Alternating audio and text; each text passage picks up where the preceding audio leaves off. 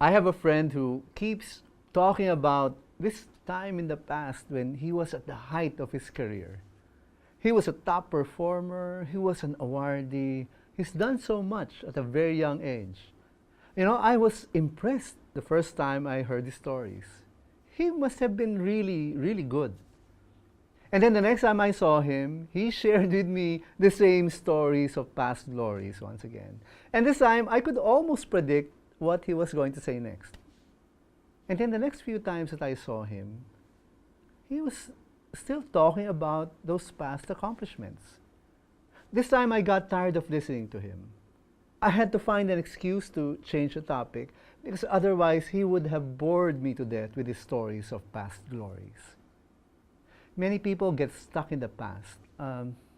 They get stuck in this time in their history when everything came together and they were at their peak.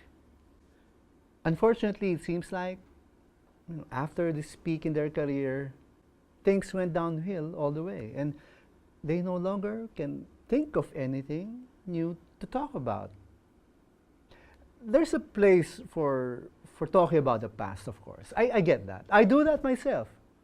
We all love to brag about how fantastic we are at one moment in time and during what we probably felt was the highest point in our lives. But if that is going to prevent us from living in the present and doing new things for the future, it looks like our life is no longer worth living in the present and we're not going anywhere in the future. The Apostle Paul is one person we should emulate. He is one who has accomplished so much in his life. He had been a bold evangelist and had brought the gospel to so many nations in the Roman world. And yet, he did not consider all his accomplishments of any great worth. Instead, he was focused on something that was still yet to come. This is what he said in his letter to the Philippians. "Brothers, I do not consider that I have made it my own, but one thing I do, forgetting what lies behind and straining forward to what lies ahead. I press on toward the goal for the prize of the upward call of God in Christ Jesus." Paul tells us to forget what lies behind.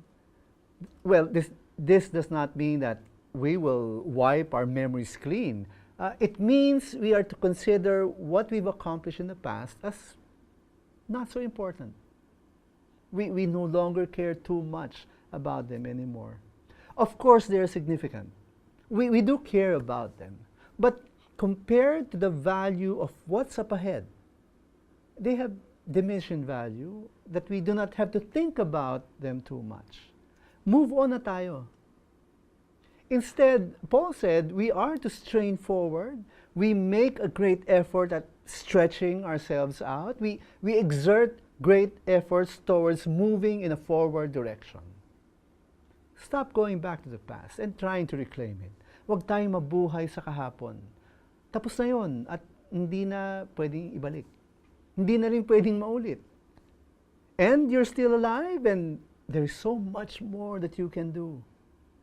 Rather than going backwards, we should go forward and accomplish new tasks, attain new goals, reach out to new visions and dreams for the future. As we begin forgetting about what lies behind in our past, and as we begin straining forward to new plans, new directions, new accomplishments for the glory of God, let us keep in mind, faith matters too.